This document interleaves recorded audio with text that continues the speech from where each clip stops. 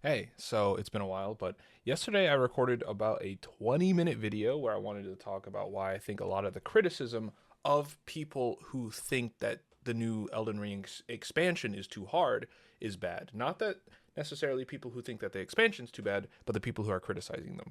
It was mostly a 20-minute rambling where I just argued essentially that just because Dark Souls or Souls-like games are known for being hard doesn't inherently mean that any level of difficulty is like you have to accept it. I provided the point of if you say watch a director who makes movies that are like 5 hours long and you got used to like watching long films, and then one time that director comes out with an 8 hour film, you're not inherently obliged to think that that film is okay and you can't criticize it because of its length. 8 hours might be too long for you, and just because you enjoyed the 5 hour ones because it's longer than normal films doesn't mean that an 8 hour film is okay, or even a 12 hour film, or you can't just make an infinitely long film and then it's not open to the criticism of too long. Now, I don't personally think the Elden Ring DLC is too hard, but I just don't think that it's a fair criticism of the criticism to simply say, oh, but you knew it was going to be hard. It's also just not very constructive. Get Good has never been a constructive criticism, especially because of what I have decided to scrap that video for and talk about today is I don't think Souls-like games are as skill-based as people think they are. They are not. And a lot of people think that it's even just like, oh, you can choose how difficult the game is. I don't entirely agree. Or at least I don't think that the way we talk about it as a community is as constructive to people who are struggling as we think it might be. And the reason that is because Sunday, 4 days after the DLC came out, but I didn't start playing till Friday. So 3 days after I started playing the DLC, I got to the final boss for Dawn. And I spent about 8 hours straight fighting him. I did go do other stuff trying to like improve my character, get Skadgetry fragments or try and get better talismans. But after 8 hours and like 175 attempts or something like that, I did not kill him. It sucked, and I felt very bad. I ended stream immediately after stream. I saw something, and then the next day I tried to fight him again, and I beat him. Yesterday I beat him after about 28 tries. And since the time I beat him, and now when I was editing the video and decided I was going to not make it anymore, several people have also beat it. I saw like Rubian beat it. I saw Moist Critical beat it, or I think Moist Critical actually beat it like slightly before me. So many people have beaten this boss, and for the majority of people, including myself, the difference between struggling for this boss and it being extremely hard and them completing it was not skill. I did not get more skilled at the fight. I did not like download some program and just suddenly be able to lock in better, right? And a lot of people who are locking in, Kai Sinat, for example, are not beating him, and they're taking several hundreds of attempts on a lot of these bosses. So why was I able to beat him, and why have a lot of people that I've seen or I said Ruby, and I think his name's Rubius. Why was I able to beat him, and why was a lot of people that I've seen able to beat him? And the answer for me, at least, was as soon as I got off stream after an 8 hour bout of fighting him and improving my character, I got off and I saw world firsts no hit run Radon, and it was a guy who walked up to him and parried literally every move that Radon did. He like only had to dodge like the double slash chop move or something like that, and like the meteors. That was pretty much it. And I saw that and I went, holy shit, this guy is parryable. I wasn't using a shield. I was using a two-handed great katana, and that was my build. And so I wasn't able to parry him. I literally just swapped to a parry build. I went and got the same Ash of War he had. I got the Noble's Slender Sword. And I came back yesterday and I beat him after 28 tries. Took about an hour. Rubius, Kai, even Kai's like improved abilities or improved runs, it just seems like knowledge. Even Moist Critical, who I know a lot of people are gonna say his was skill based. I'm pretty sure it was Moist Critical, because I was watching him a lot. Because part of the reason I made the initial videos because of his video, and it kind of bothered me a little bit. No hate to Moist Critical, but I thought it was very dismissive of people who are struggling. I just didn't think it was constructive. Anyways, even Moist Critical, everyone in his chat was telling him to get the Golden Braid. I believe it was the Golden Braid, which is an amulet that reduces holy damage of the utmost, which is one of Radon's main damage. I think he only does two. I don't know if gravity is a type of damage. I'm not good at the game, by the way. Holy damage and then physical damage. And so you just get talismans that reduce both of those. And the Golden Braid reduces it by the utmost. It's the strongest one to reduce holy damage. So basically, what I'm saying is the difference between beating Radahn and not beating Radahn largely isn't a skill issue. If you can roll forward and to the left, you can beat Radahn. The main issue is knowledge, actually. And so a lot of like people day 1, 2, 3 of the DLC, I question if they should have relieved a negative review, mostly because knowledge in a DLC game just takes a while because the game is a social game.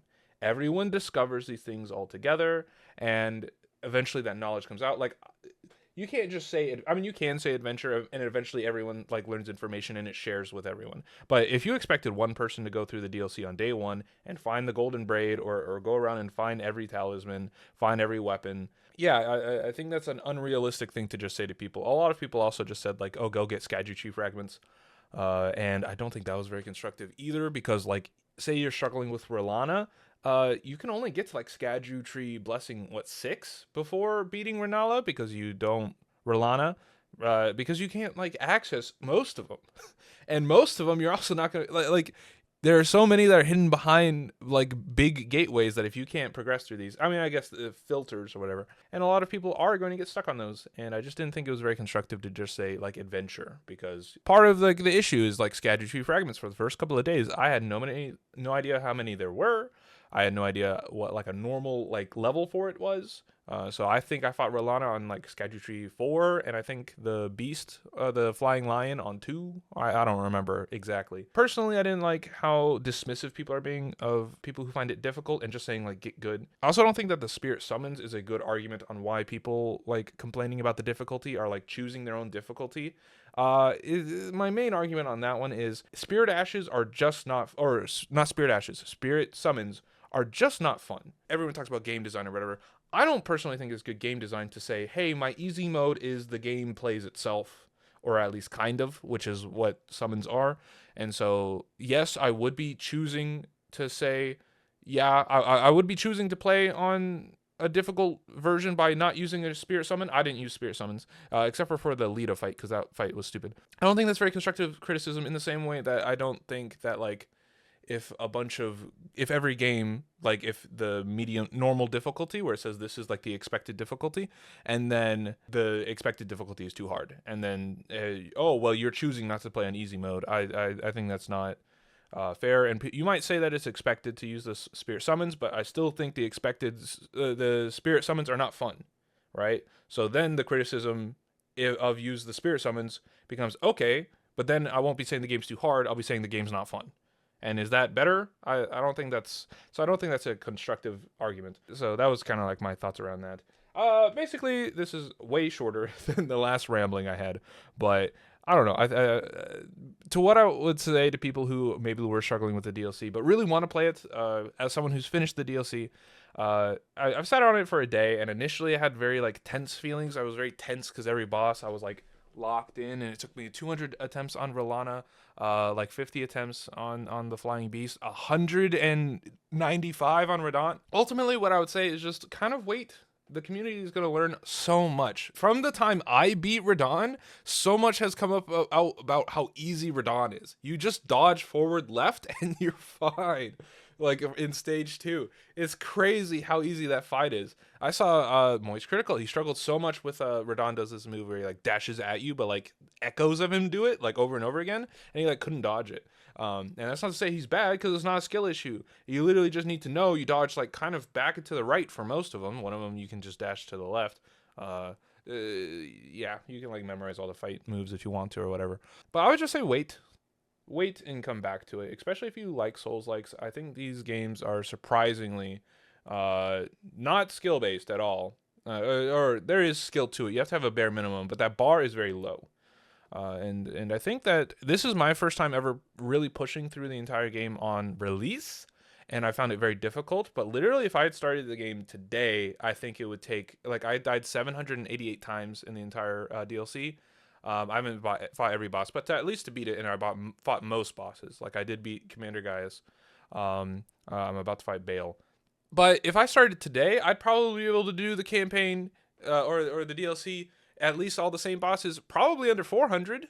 I imagine, or under 5. It definitely it would cut so much down if I knew when I was walking up to Radahn that I just need to use a shield or like any like heavy weapon or maybe the jump, skin peeler build, or just like any really understanding about talismans. I had no idea how talismans works, which is kind of goofy, but I definitely am one of these players that bangs my head against the wall. Anyways, I just want to make this little video to try and say like, hey, if you found the DLC to be too hard, I would consider coming back with all this knowledge that's out there.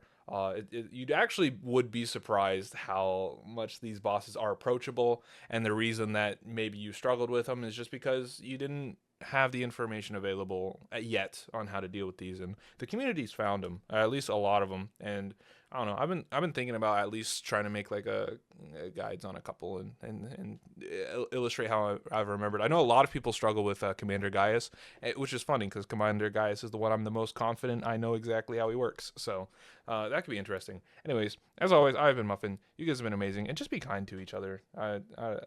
People who are like calling it literally didn't even make sense because the criticism of people who are giving the DLC a negative review saying it's too hard. Everyone goes, okay, if you think this DLC is too hard, don't play Souls-likes ever again. Okay, well then how are they going to tell people that they might think this DLC is also too hard and they should not play Souls-likes anymore? Is by leaving a negative review and going, game's too hard. So it's like literally, you're informing them to do the thing that they're informing people to do with their review. So it doesn't make any fucking sense. Anyways, I thought the conversation was exhausting, which is why, like, even though what I get from these DLCs or from Souls games is actually the community aspect, kind of the conversation's been very toxic recently, and so I think that's why I wasn't enjoying it for the most part, but everyone's kind of chilled out a little bit now, and I've actually am looking on the DLC way more positively now. And so just chill out, guys. Just chill. Both people, I think, who maybe think the game is too hard, sit on it for a little bit. I trust you'll come back, and someone's going to show you that Radahn's a joke, Rellana's a joke. I don't think I've seen anyone like super like no hitter or whatever. But she's gotta have. There's some bullshit that just makes her so easy. There has to be. I didn't do it. I sat there with a great katana, roll, poke, back up, roll, poke. It was exhausting, but there's a reason that she killed me like 160 something times. Anyways, I'm gonna get out of here. Thank you guys so much for watching. As always, I've been Muffin. You guys have been amazing. I'll see you all next time. Peace.